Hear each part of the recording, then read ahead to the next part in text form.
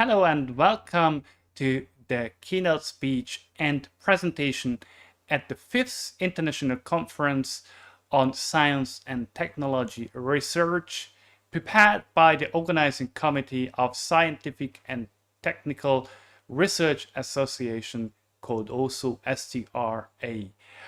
While one part of the world already smiles due to decreasing number of severe infections, the other part of this world still suffers from ongoing lockdown measurements. Let us hope and pray for a betterment, and yet we need to continue with our work and life. So I appreciate the hard work done by the organizing committee, and I thank you for joining this conference today.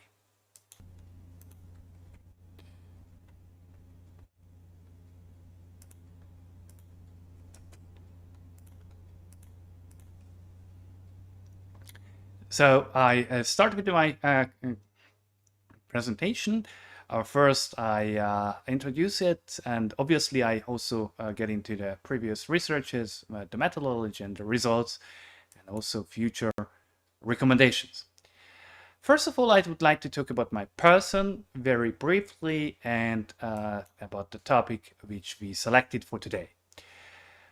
This presentation is created by myself, and the topic and the article we created all together with basically with Alaric Hammerher, who is actually the corresponding author of this article.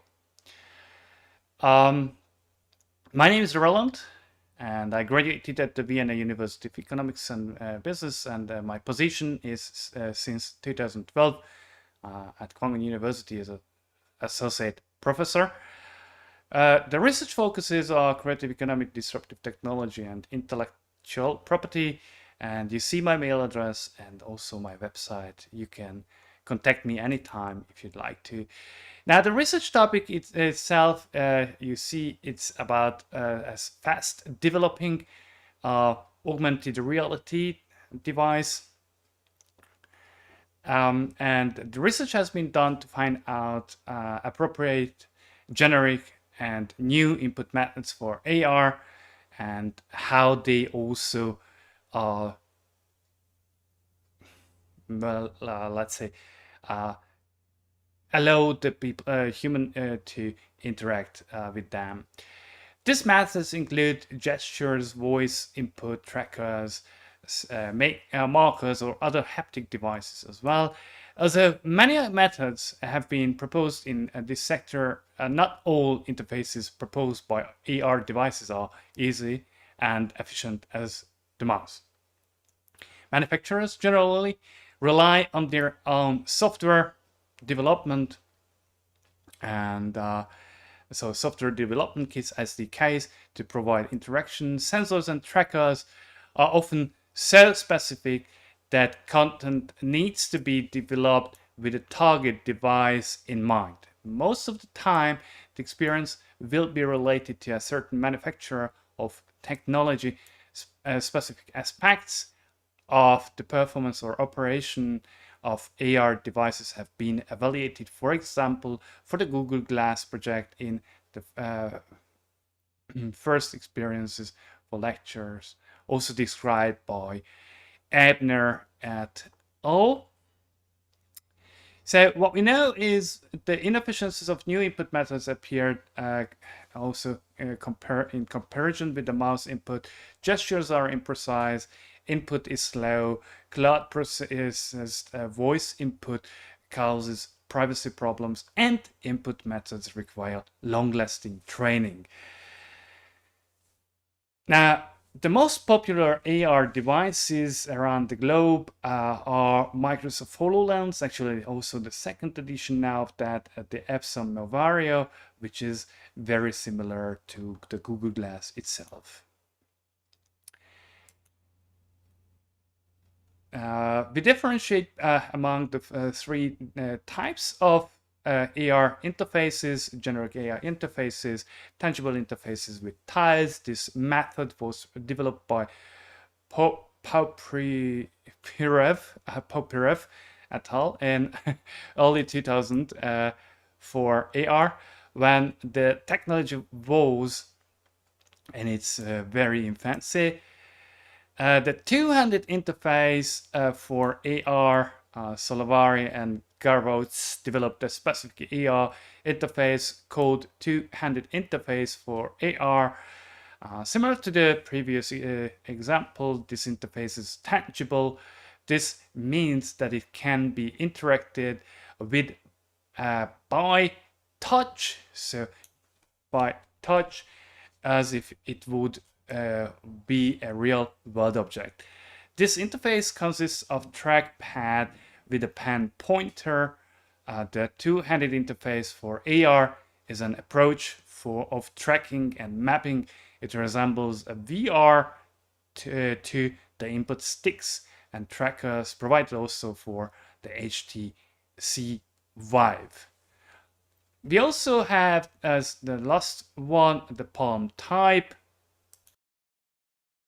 The human hand offers different possibilities for AR applications. A recent research is also show how it could be actually used as an input or to visualize the human hand and anatomy as an input device. Kwangwoon et al. Developed also a keyboard projected on the user's hand. Palm type was originally developed as an enhancement for the Google Glass project. The authors of the article related to palm type also performed a series of assessments to evaluate the performance of the new AR input method, which you see here. The results are presented on the one hand as numerical performance value, showing how many words per minute a user will be able to input on such a palm type keyboard for VR. And on the other hand, the task persons were asked to rate the experience after the assessment.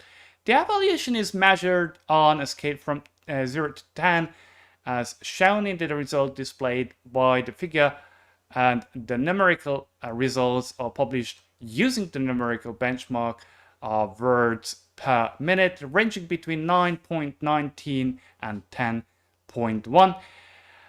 This can be also compared to the research by Karat et al., which found that the average speed is about 40 WPM, and a slow typing accounted for 23 WPM respectively. About the methodology itself, we see here an empirical method with a mixed quantitative research method. Say a single assessment method for measuring mixed reality systems actually does not exist. This is due to the following factors. Indeed, the field of AR is large and specialized, and it is not easy to find experts who are competent for all systems. Many limitations also lie in the technology itself, not easy to be measurable and traceable. The task persons should not be biased by the operators or by the technology. So here, therefore, the following measures were implemented. Random orders of experiments, instructions integrated in the assessment. The task person can run the assessment by themselves alone, and the task persons are chosen outside the lab environment as well. Now, comparing and benchmarking is about the mouse as input device. So this mouse was actually selected as the benchmark and was compared. So the other two systems, the gestures and the touchpad, were compared to the mouse itself. The methods of to perform the assessment is about as follows. So performance measurement was created, the assessment user interface, and the underlying server technology driving the assessment and collecting the results.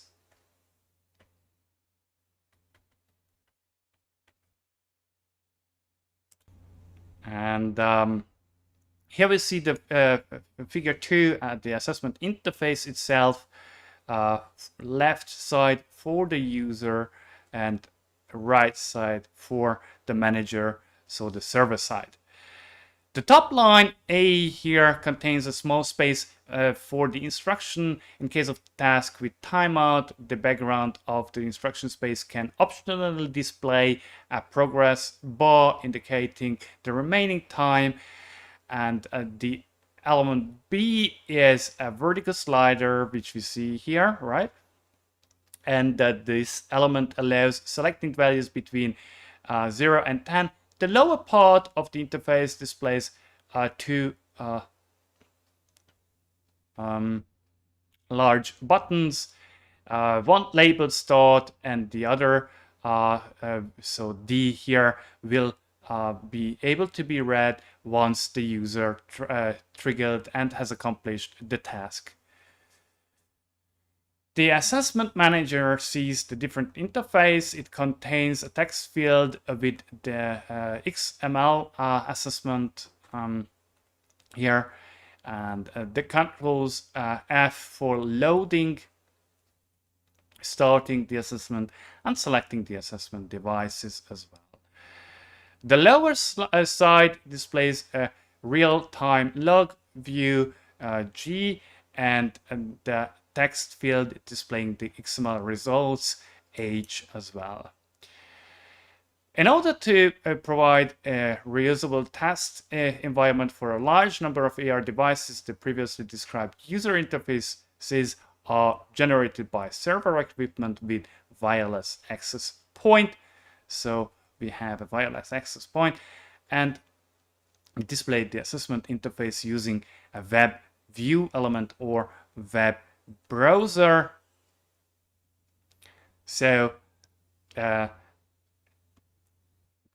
in a present research, the server and access points were implemented using a Raspberry Pi.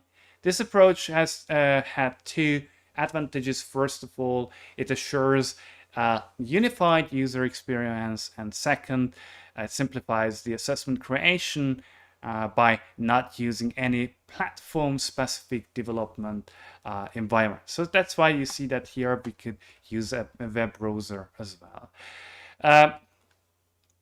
The second part of the assessment consists of a subjective evaluation. Each task person is asked to answer questions and to rank their experiments after having completed the task of the assessment server. The performance measurement survey creation was introduced, and the application of basic Likert scale with some modifications were implemented also. The vector evaluation on a linear decimal scale was created. The factors are, as you see here, the overall comfort, learning, efficiency, precision, frustration, and mental demand as well. The lower the numbers were, the more uncomfortable the experience was. So a high number resulted also in higher comfortability. We can look at the results now. The assessment period took place between May and June 2018 the first time. The duration per assessment was about 30 minutes for each devices, and most of the task persons are students in Seoul, South Korea. Other participants are partly teaching staff, researchers, and students whose major was or is media, converge, software, or information contents. A series of 7 pre-tasks were conducted. This is what you see here. On May 18, 2018, these pretests had the purpose to identify ambiguities in the questionnaire, and to optimize the survey. Tests on the user interface helped to identify problems and to improve the assessment process. The duration of each assessment was approximately 30 minutes, as I mentioned before, and the assessment assistants verified the proper functionality of the equipment, and the test person received a brief introduction how to operate Hololens and Moverio BT200 model, and a laptop with an ordinary office mouse, where actually this was no longer introduced how to use, because the assumption was made that all users have already used mouse for ages. The gender setup or composition we can look at here. Female only 6, and male students, researchers 21. So the total number of the initial research was at 27. And we can also see here the responses without timeouts. The longest response time we had with HoloLens, and the shortest response time with the mouse. So the first set of results, as displayed in this table 3, shows the mean interaction for each sample and device in absolute time and in milliseconds. Resemblance in the pattern can be observed for all the samples. You see that basically HoloLens took the longest time, except a few time, but yeah, you see it here. And the mouse, in most cases, was the fastest input device.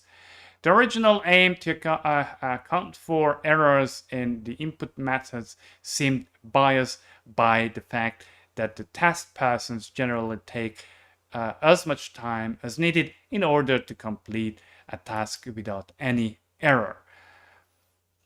Now here we also see that these are without any timeouts. So the second set of the samples show much smaller deviation compared to the first one. The deviation of the response time remains much closer to the mean on all devices. Some people are still faster than the average, limited by the timeout. The reaction time is slow on HoloLens, and the least reaction time was measured when using the mouse as input device. And the standard deviation we also see here. Subjective evaluation results were also taken into account. So while most of the assessment performance could be measured in interaction and response time by implementation of an assessment server inside the user interface, the subjective evaluation occurred with no time constraint and requested the test person to rank their experiences once assessment was accomplished. Figure 3 shows the result of the subjective evaluation among all the test subjects after the assessment. The result shows some obviousness as also expected. First, there seems to be a general order in all the categories attributing the best properties to mouse as input interface, followed by Moverio and eventually by HoloLens. Second, while some device input methods are evaluated below the average, no input method is really evaluated with 0 points. In all cases, the mouse as interactive input seems to represent the ideal case, ranging in almost all cases at the top with 8 or 9 points in average. We also were curious about the factors which we learned. So comfortability, learning, efficiency, precision, frustration, mentally demanding, and physically demanding. Regarding the overall comfort, the mouse ranks at the top of the evaluation as expected. HoloLens is evaluated 3.5 as the most uncomfortable among the tested devices. And the results regarding learnability show HoloLens ranks the last one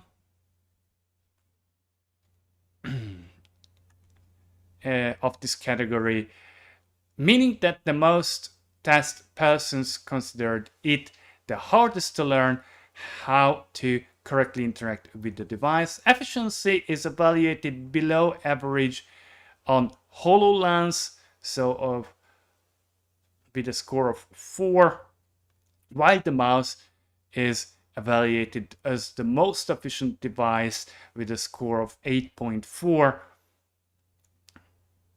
Moverio seems to also be above the expected average.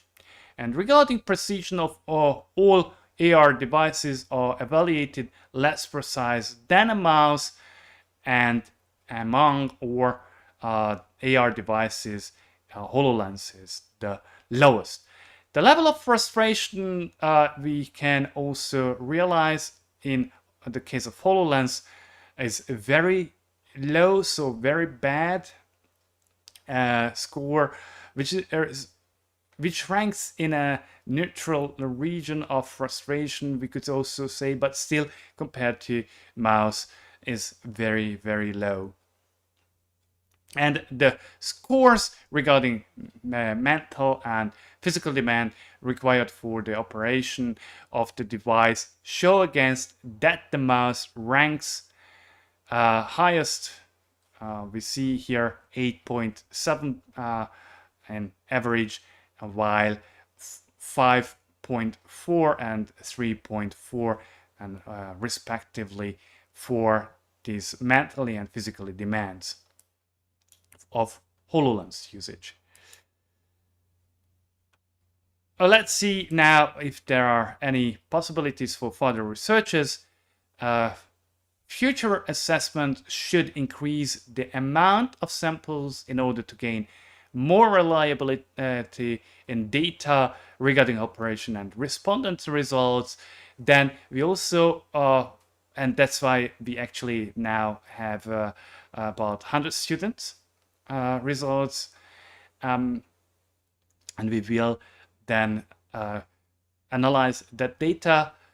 Future research should include a systematic questionnaire to measure the expectations of the users before the actual assessment is launched. And we also know that HoloLens 2 is already on the market since about 20 months, so for about 20 months now.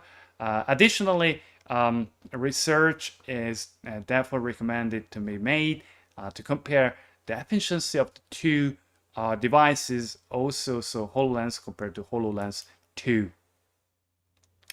As conclusion, we can recognize that in the performance evaluation of human interactivity with AR devices, the universal mouse input device is still the best, and the results also show that the performance and the satisfaction of the contemporary AR devices lag largely behind the performance of the universal mouse. And then even though technology emerges fast, assessment metrics still indicate that there is a need for further improvement in human input devices. And this research shows that the performance of human input interfaces in AR still has large room for improvement of overall performance satisfaction and user comfort. Once again, thank you very much for your attention, and hope that I could contribute to this conference with my topic as well. Thank you.